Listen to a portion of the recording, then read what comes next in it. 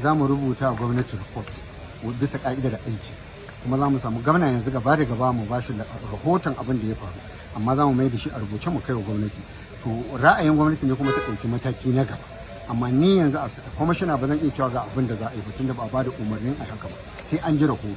Amma dai an yi abin nan lafiya, an ƙare lafiya, ba wanda aka tozarta, ba wanda aka ci mutunci, kuma alhamdulillah kowa ya koma gida lafiya.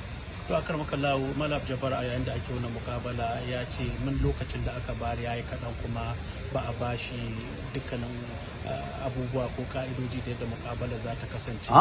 A'a, ai ka san ɗaukanni kenan amma kaka taɓa ni. Shi ya nemi a bashi dama, ba malaman ba ne. Kaga ko wanda ya ce a zo a yi kokawa sai da ya shirya.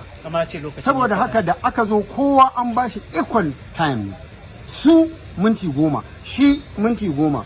su minti 5, shi minti 5, kuma tambaya suke jihowa kwaɗe da ka ce ka za nuna gurin kawai ya nuna mana an huta. Ai tambaya kwaɗe ce wace kai a mai da karatu ba, ka ce kaza ina gurin ga shi a littafi na kaza shafi na kaza, duk littattafan da ya zo da su bai nuna ko kwaɗe ba. Saboda haka ba laifin mu bane, ba za ka sa bal ba, ko bal da ake yi a duniya ai sai an ce minti 30 za a yi a juya bayan minti 30, ko malakama da ake yi kutufo da ake sai an ba da mintuna, ba a yin sa kai tsaye. Ba za a ce a baka dama tun daga dare tsaye, sai mu shekara muna yi.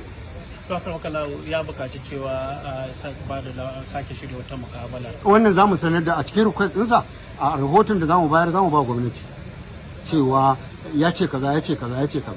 Shikenan gwamnati kuma ya rage nata, amma mu an turo mu zo mu conduct din mukabala, mun yi, an yi lafiya, an kare lafiya, jama'a kuma sun ji alhamdulillah. To na mataki za a dinga na gaba, shi nake gaya maka, matakin gwamnati ce za ta faɗa, amma mu za mu ba ta rahoto tun daga yau, kuma gobe za mu rubuta shi a rubuce bisa ka'idar aiki, mu tura fayil, kuma gwamna za mu yi magana da shi gaba da gaba. Abin da ya ɗauki mataki in shi ne zai yanke hukunci, in sai an je executive council, in mai ma za a yi dai, kuma shi yake da dama saboda shi ya haɗa ba mu ba. To kenan wannan mukabala ta kawo ƙarshen takunkumi da ɗaurin talala da aka. Wannan na gaya maka yana cikin, bayan an kai rahoto ne gwamna ne yake da damar ya fito, shi kenan duk takunkumin da muka cire masa mun sa a yi kaza kuma wannan sai bayan